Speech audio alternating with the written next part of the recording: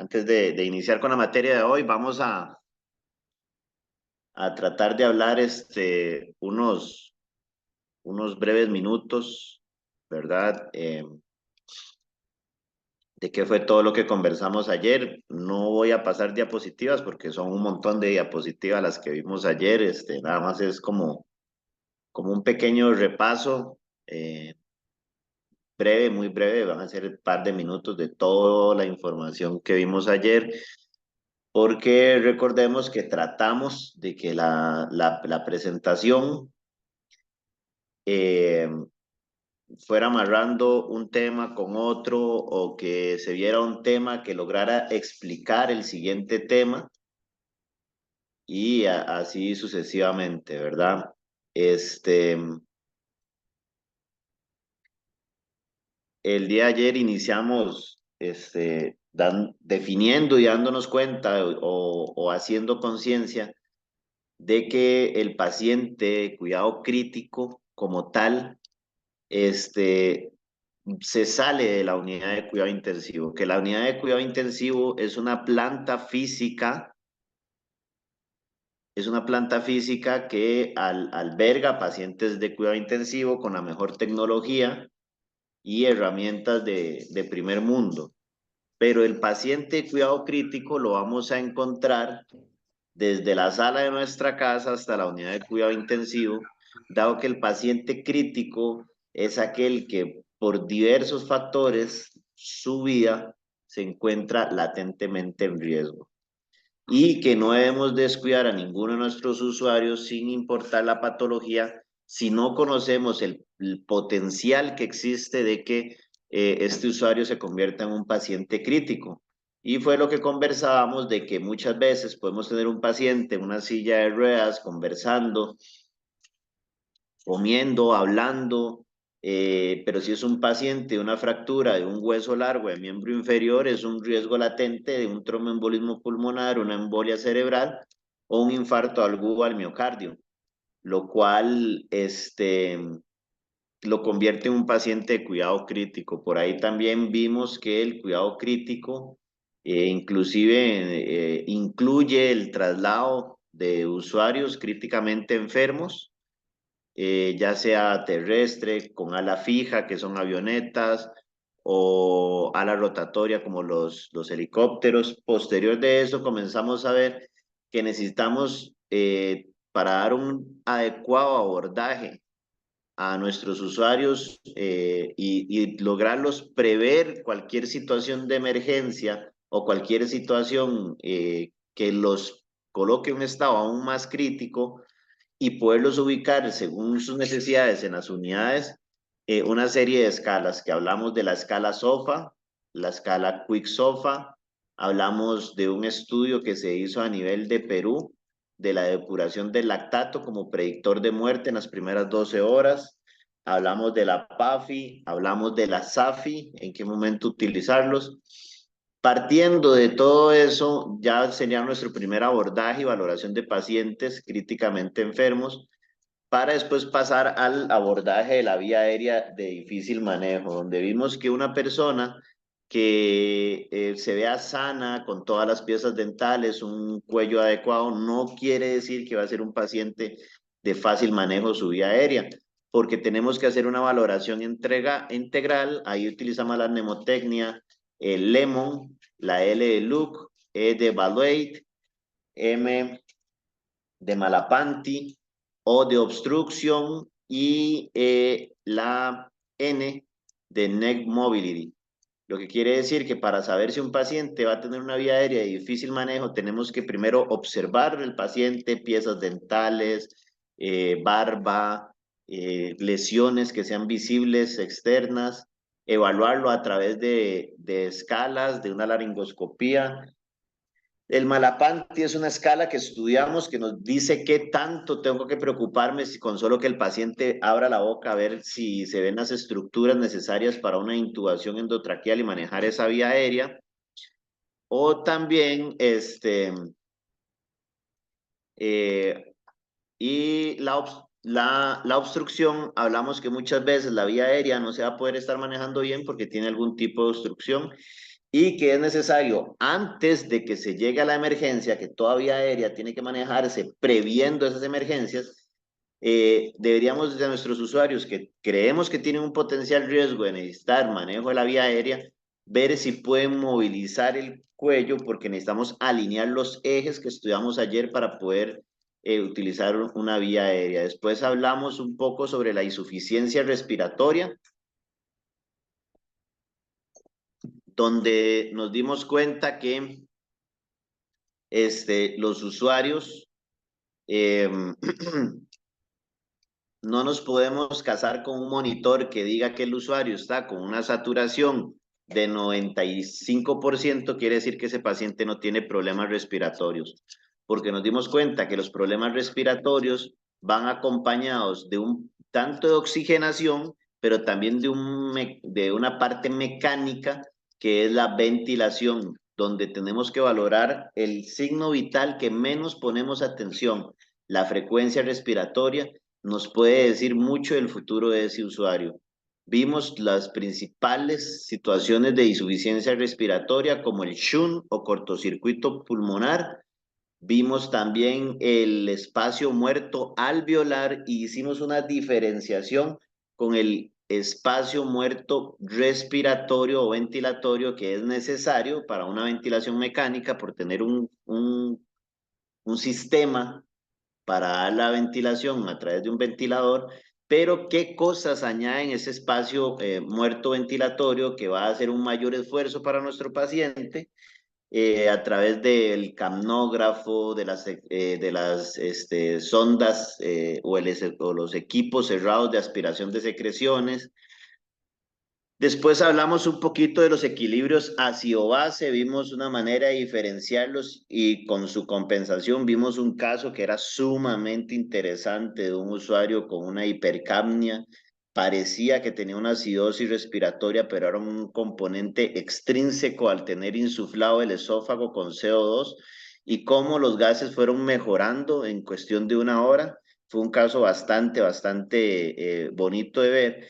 Después comenzamos a ver el paciente en shock, definimos qué es shock, los tipos de shock y cómo se comporta cada shock según el gasto cardíaco, la presión venosa central, las resistencias vasculares periféricas y el porcentaje de oxígeno venoso en sangre, para saber y hablamos y definimos bien cada uno de los shocks. Posterior, hicimos un cambio con el profesor Andrés del tercer módulo de ventilación mecánica, que va a ser un lujo tenerlo por acá. Hicimos ese intercambio para que él nos hable de ventilación mecánica 1 y 2 y comenzamos nosotros a tocar el tema de sedación, analgesia y bloqueo neuromuscular, que de este tema salió la petición de una compañera que por favor hiciéramos un ejemplo de cómo se hacen las concentraciones de estos medicamentos, que aquí con eso vamos a iniciar. Les traigo dos casitos de cómo se concentran estos medicamentos. Pero hablamos de estos medicamentos que no son una receta de cocina, que estos medicamentos hay que saber el momento terapéutico, individualizar por usuario, conocer sus efectos secundarios y en qué momento se deben utilizar. Después de eso estudiamos la escala CAN-UCI, una escala que nos ayuda a darnos cuenta si nuestros usuarios están en delirio como tal, ¿verdad? Donde valoramos el estado mental del usuario, qué tanto ha fluctuado, después le hacemos una serie de preguntas a través de una técnica de que el usuario apriete nuestra mano según la cantidad de letras y después le aplicamos la escala de RAS, que estudiamos la escala de RAS, Ramsay, Aldrete, Glasgow, y después, si no, ver el estado de respuesta del usuario, ahí podemos decir si el usuario está o no está en delirio y hablamos muy corto, pero sí hablamos de las situaciones de por las cuales nuestros usuarios hospitalizados y aún más en una unidad de cuidado intensivo, por qué estos usuarios llegan a caer en delirio, ¿ok? Como vieron, un mundo de materia, lo que vimos ayer, muy interesante. Eh, de verdad que fue provechoso el día de ayer. Recordar que vamos a estar de aquí en Costa Rica, de 9 a aproximadamente mediodía, en Perú de 10 de la mañana a 1 de la tarde, que vamos a estar haciendo dos pequeños break o pausas activas eh, para que pedagógicamente no se vuelva abrumador esta información tan importante que vamos a recibir. Y ya teniendo muchísima más gente conectada, recordarles que esta ponencia queda grabada, que todas las diapositivas se les van a hacer llegar de su manera oportuna y que al igual también profesionales de salud les va a hacer llegar su certificado, tanto sea en Sudamérica como acá a los que están inscritos de Centroamérica. Mi nombre es Jeffrey Leitón, como pueden ver ahí en la presentación, estamos a la orden y espero que sea de muchísimo provecho el día de hoy y que podamos sacarle el mayor provecho del mundo. Y para último, recordarles que, perdón, acá, este último tema,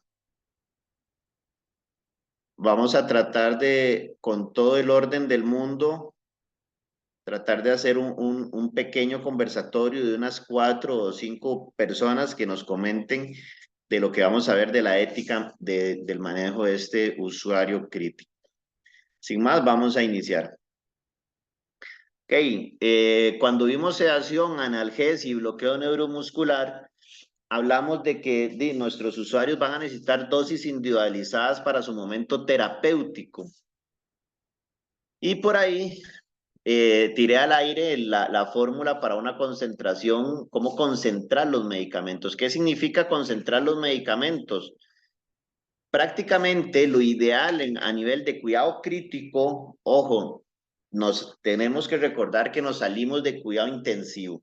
Aquí estamos brindando cuidado crítico. Cualquier usuario en cualquier salón, en cualquier ala, en cualquier lugar puede convertirse en un paciente crítico y tenemos que dar medidas. Ayer conversaba con alguien y me decía que qué importante o qué provechoso sería aplicar estos conocimientos todos los días, pero depende de donde estemos laborando en este momento, de pronto no. De pronto el plan es trasladar el usuario lo más pronto posible a un centro más especializado. Tiene toda la razón del mundo, pero qué importante es si en algún momento no se pudiera trasladar o tengo que dejármelo un breve tiempo, tener las herramientas de conocimiento para aplicarlas. Entonces, me pareció muy interesante el comentario de esta persona, eh, además de que es sumamente inteligente lo que dice y es realidad. Muchas personas, no, yo estoy asignada en un salón de ginecobstetricia, aquí no va a pasar nada. Qué terrible cuando sí le pase, pero vamos a estar preparados con esto. Salió el tema de esta concentración y yo les decía que el usuario crítico, lo ideal era no utilizar recetas de cocina. No todos los usuarios responden igual a midazolam a 6 cc por hora. No sabemos su concentración, no sabemos nada. Que lo ideal es dar miligramos por hora al usuario y si se puede hacer miligramo por kilogramo de peso, aún mejor. Y les dije que muchas veces nuestros usuarios de cuidado crítico, uno de los principales órganos o sistemas que fallan es el sistema renal. Que este sistema renal, por eso es que es evaluado en la escala SOFA que vimos el día de ayer, porque es uno de los principales en fallar y que nuestro usuario corte diuresis, comience a hematizarse y que los requerimientos de solución endovenosa cada vez tengan que ser menores para no sobrecargar el sistema cardiovascular y que nuestro usuario ingrese a una insuficiencia cardíaca congestiva. Entonces, vamos a dar 2 ejemplitos. Son los medicamentos que por acá en Costa Rica se utilizan más cuando tenemos que sedar y dar analgesia a alguno de nuestros usuarios. y es el midazolam. Tiene 1000 efectos secundarios, hipotensión transitoria, amnesia, en ciertos pacientes causa vómitos y demás, pero se utiliza mucho porque es un barbitúrico que a muy corto plazo nos da una sedación profunda. Prácticamente nos ayuda en un BIS. Al administrar midazolam podemos ver en un BIS que entra rápido en parámetros de sedación entre 40 y 60. Ok, ¿cómo es la infusión de midazolam? Dice, vamos a tener esta presentación. De nuestro servicio vamos a tener ampollas de midazolam que tienen 3 mililitros y en esos 3 mililitros hay 15 miligramos, o sea, hay 5 miligramos por mililitro. Y nos dicen que midazolam en infusión, la indicación base es de 72 mililitros, los vamos a diluir en suero fisiológico, salina o de cloruro de sodio al 0,9%, más 6 ampollas de midazolam. Y nos solicitan que administremos 6 miligramos por hora. ¿Ok? ¿Qué quiere decir esto? Que vamos a tener 6 ampollas por 3 mililitros. El total de volumen de esas 6 ampollas que nos piden acá va a ser de 18 mililitros. Nos están pidiendo que, que la dilución sea en 72 mililitros de suero fisiológico. Quiere decir que si esas 6 ampollas son 18 mililitros más las 72 mililitros, estamos llevando la infusión a 90 mililitros. Y si estas 6 ampollas, cada una tiene 3 miligramos, 15 miligramos, los multiplicamos y nos da que son 90 miligramos. Si hacemos esta ilusión así, 6 ampollas en 72, estamos añadiéndole 18 mililitros a 72, que es un total de 90 miligramos, para que nos quede que cada mililitro va a tener 1 miligramo de midazolam. Y si nos piden pasar a 6 miligramos, es tan sencillo como pasarlo a 6 mililitros hora en nuestras bombas de infusión. ¿Ok? Muy sencillo, esa es la explicación de por qué esa ilusión es la más común, porque nos lleva la infusión a 1 miligramo por mililitro y así podemos tener bien claro cuántos miligramos pasamos por hora. ¿Qué es lo que pasa? Tenemos un usuario de cuidado crítico que su sistema renal falla por una sepsis, una septicemia, comienza a cortar diuresis, nos damos cuenta que el gasto cardíaco decae, vemos edemas podálicos, edema central, y comenzamos a ver que la función renal, nitrógeno ureico y creatinina sérica comienza a elevar y nos solicitan lo siguiente: usuario con restricción de líquidos por falla renal. Se debe concentrar la infusión y administrar igual los 6 miligramos. Quiere decir que quieren que yo lea estos 6 miligramos de manera constante, pero que intente darlo en la menor cantidad de volumen. ¿Cómo hacemos eso? Duplicamos la dosis de midazolam, pasamos de 6 ampollas a 12 ampollas, que esas 12 ampollas van a representar 36 mililitros. ¿De dónde salen esos 36 mililitros, Jeffrey? 12 ampollas por 3 mililitros que tiene cada ampolla nos da los 36 mililitros. Cada ampolla tiene 15 miligramos. 15 miligramos por 12 nos da 180 miligramos. La dilución debe ser igual para completar 90 miligramos, 90 mililitros, para que quede cada mililitro tenga 2 miligramos de midazolam. ¿Qué es lo que vamos a hacer? A esos 90 le vamos a restar los 36 mililitros de las 12 ampollas, nos da 54. Vamos a entonces a diluir los 54 mililitros de suero, las 12 ampollas, para que nos queden 180 miligramos. Cada mililitro va a tener 2 miligramos, lo que quiere decir que si nos piden pasar 6 miligramos, si queremos pasar 6 miligramos, no vamos a pasar 6 mililitros, vamos a reducirlo a la mitad. 3 mililitros por hora si hacemos. Esto es concentrar una infusión. Esto es buscar cómo ayudar a nuestros pacientes, porque si nos pusiéramos a sacar cuentas, en la primera infusión, solamente midazolam en 24 horas le vamos a dar 144 mililitros. 1 mililitro en un paciente de cuidado crítico con falla renal es la diferencia entre una insuficiencia cardíaca congestiva y un paciente adecuado. Más en cambio, en la siguiente infusión,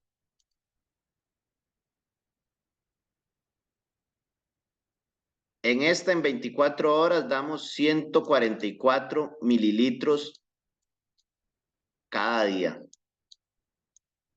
Y ya vimos que estas infusiones son por varios días. Pero en esta infusión, por 24 horas, lo que estamos dando son 72 mililitros cada día. O sea, es una infusión concentrada. Mucha gente cree que concentrar la infusión es los mismos 72 mililitros, sumarle 12 ampollas. Ah, ya le estoy dando el doble, pero no estamos contando con la cantidad de volumen de las ampollas, que son 3 mililitros. Por eso hay que hacer esta conversión y esta es la concentración de un medicamento como midazolam. Otro medicamento que utilizamos mucho, fentanilo. Vamos a utilizar esta presentación de fentanilo que dice que es 100 microgramos en 2 mililitros. Quiere decir que esta ampolla que es de 2 mililitros va a tener 100 microgramos. Y vamos con lo mismo, el fentanilo, la infusión base que siempre nos han dicho es 80 mililitros de suero fisiológico con 10 ampollas. Y nos piden administrar 120 microgramos de fentanilo. Si lo hacemos de esa manera, las 10 ampollas de 2 mililitros suman 20 mililitros, 20 y 80 nos da 100, lo que nos daría que, y las 10 ampollas, que cada una tiene 100 microgramos, esta infusión tendría 1000 microgramos. O sea, cada mililitro de esta infusión tiene 10 microgramos. Y nos piden que pasen 120 microgramos hora. Es ponerlo a 12 mililitros hora. ¿Ok? 120 microgramos son 12 mililitros hora. ¿Qué pasa con nuestro paciente que tiene restricción hídrica? Igual nos piden dar esos 120 microgramos hora. Lo que hacemos es igual, duplicar la dosis de ampollas. Ahora van a ser 40 mililitros. Ya no puedo diluirlo en los 80 de base. ¿Qué hago? Lo que hago es, a esos 100, le quito el volumen de las ampollas, que son 40, y me da 60. Voy a diluir las 20 ampollas en 60 mililitros, quedando de la siguiente manera. Una infusión de 2000 microgramos en 100 de solución salina, cada mililitro va a tener, y aquí sería 200 microgramos. Para que lo tomen en cuenta y yo ahora corrijo la presentación para enviárselos. Aquí serían 200 microgramos.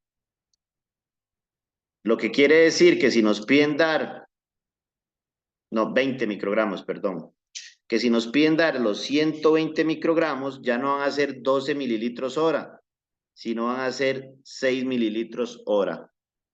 Esos 12 mililitros en 24 horas representa 288 mililitros cada día. ¿Ok?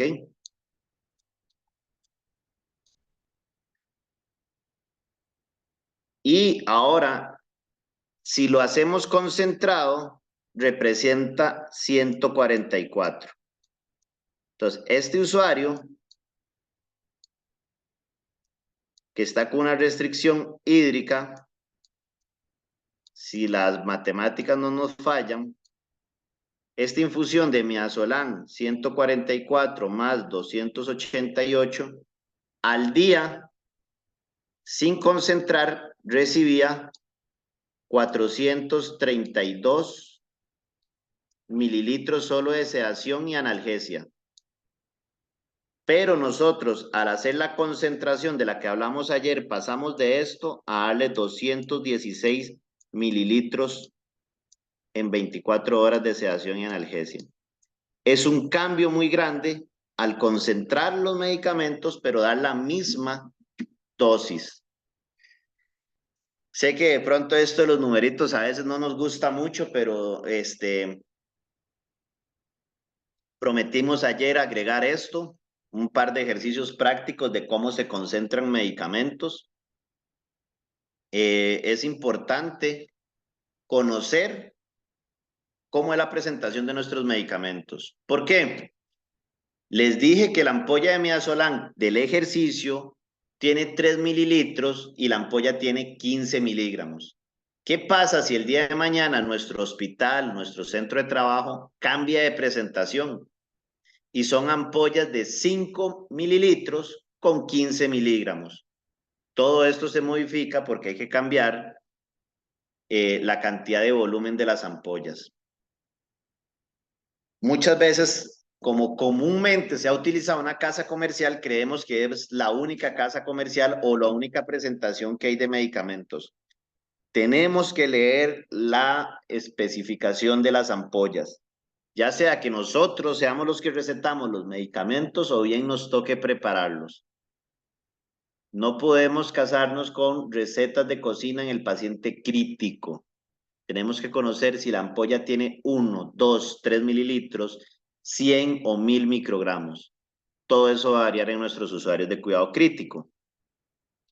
Ahora vamos a hablar un poco de un tema muy común. Es una de las cosas que causan gran cantidad de pacientes críticos y de muertes de nuestros usuarios. Y es el politrauma, ¿ok? El paciente politrauma. ¿Qué tendrá que ver esa imagen que está ahí con politrauma? Ok, necesitamos dividir nuestros pacientes politraumatizados en 3 grupos. Y vamos a empezar con el politraumatismo leve. ¿Qué es el politraumatismo leve? Pacientes cuyas lesiones son superficiales, son contusiones, no tiene heridas ni fracturas. Okay, eso es un usuario con un politraumatismo leve. Vamos a tener usuarios con un politraumatismo moderado, con lesiones o heridas que generan algún tipo de incapacidad funcional mínima. ¿Okay? Entonces tenemos, para hacer la analogía, si llegamos tarde, esta señora nos puede causar un politraumatismo leve. Pero si a eso le agregamos llegar tomadillos, ya va a ser un politraumatismo moderado. No es la misma cantidad de lesiones que va a causar una cosa de la otra. Pero si llegamos oliendo a perfume de otra persona, ahí sí vamos a caer en un politraumatismo grave, que van a ser compromiso de la vida, tendrán, y para valorar si nuestros pacientes van a estar en un politraumatismo severo, tenemos que tomar las siguientes consideraciones. Si es un accidente de tránsito y nuestro usuario llega y falleció cualquiera de las personas en el accidente de tránsito, a este paciente hay que ponerle atención. Si recibimos un usuario y nos dice, aunque el usuario venga hablando, venga movilizándose, pero estuvo en un accidente de tránsito donde algún ocupante del vehículo falleció, este usuario se va a tomar como un traumatismo politraumático severo. ¿Por qué? Si el mecanismo de choque fue tan fuerte que logró causar la muerte a algún ocupante, tenemos que sospechar que no estamos viendo lesiones severas que comprometan seriamente la vida de este usuario. Aunque el usuario esté conversando, aunque el usuario esté hablando. Hemos tenido pacientes que llegan de un accidente de tránsito a la sala mayor de emergencias, vienen conversando, vienen diciendo que se sienten bien y en cortos minutos entran en paro cardiorrespiratorio por un shock hipovolémico porque tienen una fractura de pelvis, están sangrando de manera interna, pero la liberación o el golpe de adrenalina que están recibiendo por la situación que están viviendo les da un efecto inotrópico cronotrópico y logran mantener presión arterial, pero no por mucho tiempo, y en la sala de emergencias entran en paro cardiorrespiratorio. Es un usuario que venía hablando. Es más, él venía diciendo que se sentía bien, solo tenía un dolor en el abdomen. Pero si alguien ya falleció en ese vehículo, es que el mecanismo de trauma fue muy fuerte y hay que ponerle atención a ese usuario. ¿Qué es lo que sucede? A veces entra a nuestro servicio y no le tomamos la atención porque viene conversando. Pero si alguien falleció, es un politraumático severo. ¿Ok? Eyección del paciente del vehículo. ¿Ok? Muchos de los politraumas van a ser accidente de tránsito y si el usuario, como les digo, puede venir cantando, hablando y pidiendo comida, pero si este usuario salió eyectado del vehículo en el mecanismo de trauma, es un paciente que se considera politraumático severo. ¿Por qué? Cuando hay un accidente de tránsito es una sumatoria de fuerzas. Es la fuerza del vehículo contra la superficie que choca, la fuerza de mi cuerpo contra el vehículo que se frena de manera, más la suma de la fuerza de mis órganos que se desplazan contra mi cuerpo. Todas esas fuerzas sumadas son las que van a afectar el organismo. Entonces, si esta persona fue tan fuerte, es la sumatoria de estas fuertes que salió expulsado del vehículo, es un paciente que hay que tomarle en cuenta porque es un paciente crítico porque tiene un politraumatismo severo o grave. Caída mayor a 2 veces la altura del paciente. No podemos quedarnos con lo que antes se decía del paciente politraumatizado. Si el paciente cae a más de 3 metros de altura, para una persona de 1,5 metros, caer 3 metros de altura es muy diferente para alguien de 1,97 m. Tenemos que sacar e individualizar nuestros pacientes, que la caída sea, no sea, si la caída es mayor de 2 veces su tamaño, es un paciente politraumático severo. Impactos a gran velocidad. Todo cuerpo que tenga un impacto contra otra superficie a más de 50 km/h se sospecha que va a tener lesiones severas. Si nuestro usuario después de un politraumatismo, una caída, un accidente de tránsito, una riña, cualquier situación que genere golpes y tiene alteración de la conciencia con un Glasgow menor de 13 puntos, es un paciente que le vamos a poner atención porque puede ser un paciente neurocrítico.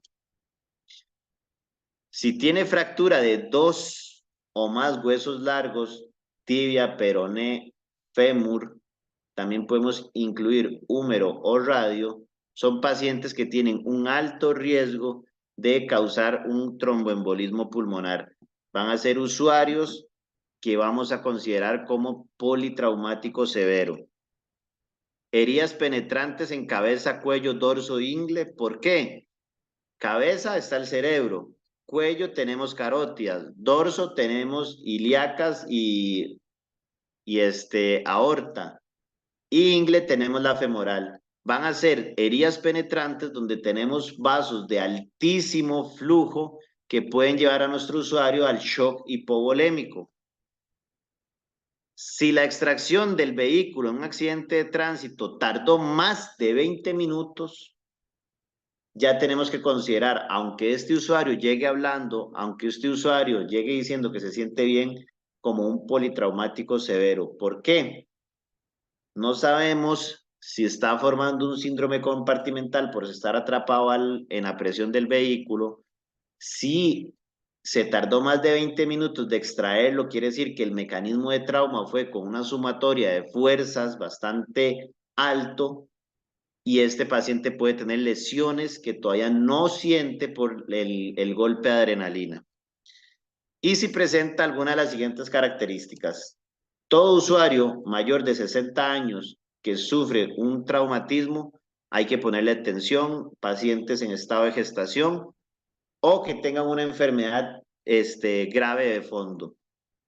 No es lo mismo que sufra un accidente de tránsito un adulto, 35 años, conocido sano, a que sufra un accidente un usuario, 35 años, que ha sufrido 3 infartos y tiene 2 stents. Es totalmente diferente y es el paciente que le vamos a poner atención conversando con el tema de politraumatismo, ¿verdad? Son usuarios que de pronto cuando llegan a la sala de unidad de cuidado intensivo, ya han logrado individualizar lo que tipo de politraumatismo. Pero si somos nosotros los que presenciamos el accidente de tránsito, si somos nosotros los que estamos a un primer nivel de atención o segundo nivel de atención y llega un usuario que nos refiere que tuvo una caída de 8 metros por las escaleras, hay que tomar atención porque puede ser un politraumatismo severo. Tenemos que tener todas estas consideraciones. Todos estos pacientes que yo les estoy hablando acá, toda esta lista de usuarios que vemos acá y bien individualizado, son pacientes que no se pueden, aunque ellos digan que se siente bien, remitir a un nivel inferior o bien egresarlos a la casa. Tenemos que pasarlos a un nivel superior, un primer nivel de atención donde un urgenciólogo o hasta si se pudiese un intensivista pueda tener la valoración de estos pacientes o bien hacer un adecuado abordaje a través de las escalas que vimos el día de ayer, un adecuado abordaje no dejando nada al aire, tomando radiografías, viendo laboratorios, gasturinario. ¿Y cómo vamos a valorar esos pacientes? Los vamos a valorar de la siguiente manera. De pies a cabeza, vamos a valorar pupilas, si se pudiese hacer un fondo de ojo, pero si no, solamente ver la reacción de las pupilas y que si hay cambios en estas pupilas, palpación del cráneo, siempre vamos a poner mucha atención a la cabeza.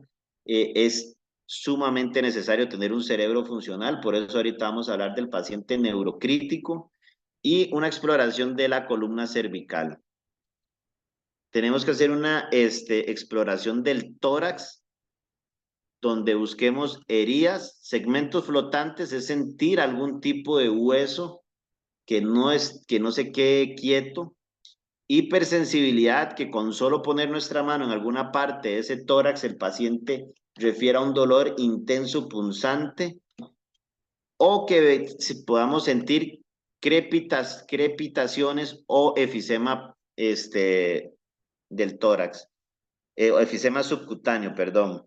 ¿Cómo se siente el efisema subcutáneo? Por si hay alguna persona que nunca ha tenido la dicha de sentir un efisema, cuando usted palpa al usuario en cualquier parte del tórax, va a sentir como que el usuario tuviera cáscaras de huevo debajo de la piel y estas cáscaras se quiebran, como si estuviera reventando un montón de burbujitas de aire debajo de la piel del usuario. Eso es el efisema subcutáneo. La auscultación, vamos a buscar que los ruidos, sonidos respiratorios y cardíacos estén presentes o si están ausentes o disminuidos. Murmullos de las vesículas, peristalsis que esté presente y que esté presente con normalidad. La exploración del abdomen, dolor, distensión, irritación peritoneal o que esté totalmente ausente la peristalsis.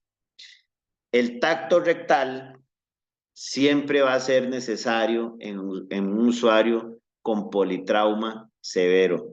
No podemos, porque sea incómodo para el usuario, porque muchos usuarios tengan el tabú, el mito de que un tacto rectal es algo extraño, pero un paciente con politrauma severo, podemos ver que el esfínter esté con pérdida de tono y podemos sospechar que tengamos una lesión medular que no logra sostener los esfínteres o que tengamos sangre presente y que tenga un traumatismo severo de colon y que esté sangrando. Recordemos que los sangrados digestivos altos y bajos llevan en poco tiempo al usuario a paro cardiorrespiratorio por un shock hipovolémico.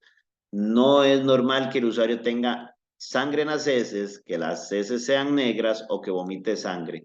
Cualquiera de estas es una urgencia, no emergencia, urgencia. Hay que tomar medidas ya. La exploración de las extremidades buscando deformidad, contusión, abrasión o alguna herida penetrante. Vamos a dar medicamentos en cualquiera de estas situaciones analgésicos porque muchas veces la sensación del cuerpo de dolor nos puede disfrazar lesiones más severas. Transfusiones, si el paciente está en shock, Si hay ruptura de la piel con algún objeto del medio ambiente, sería bueno colocar las vacunas preventivas del toxoide tetánico y antibiótico-terapia. Hace aproximadamente unos 8 años, en el hospital que yo trabajo, perdimos a 2 compañeros en un accidente de tránsito. Fue un accidente en una motocicleta, venía en alta velocidad. El primer ocupante fallece porque tuvo amputación del miembro inferior derecho y una fractura de cráneo. Entonces entró en shock cardiogénico y hipovolémico. Pero el segundo compañero, el segundo ocupante de la motocicleta, él cae. Los testigos refieren que él cae consciente, orientado. Incluso él refiere que él trabaja en un hospital, que por favor llamen a la familia. Hace a ponerse de pie, no lo dejan, ¿verdad? Él se pone combativo porque él quiere levantarse, no refiere ningún dolor, no se ve ninguna deformidad. Cuando le permiten a este compañero ponerse de pie, entra en shock. Entra en shock, pierde conciencia, se pone pálido, frío y no responde. Al llegar el servicio de emergencias, el usuario está hipotenso, taquicárdico, taquipnéico, muy cerca de entrar en paro cardiorrespiratorio. En ambulancia entra en paro cardiorrespiratorio y resulta que lo que tenía era una fractura de pelvis, estaba sangrando de manera interna. Al él ponerse de pie, por ortostatismo, la sangre bajó por fuerza de gravedad y rápido dejó de llegar flujo sanguíneo al cerebro. Este compañero falleció, y no sé, no podemos saberlo, pero si este usuario siempre se hubiera quedado acostado, hubiera llegado el servicio de emergencia avanzado, pone una faja pélvica para estabilizar esa pelvis y tal vez detener un poco el sangrado, tal vez el pronóstico hubiera sido diferente. Pero ¿qué fue? Un mal manejo de pronto por desconocimiento de un politraumático severo. Fue un accidente de tránsito a más de 50 kilómetros por hora. Ya lo convertía sí o sí en un usuario de politrauma severo. ¿Ok?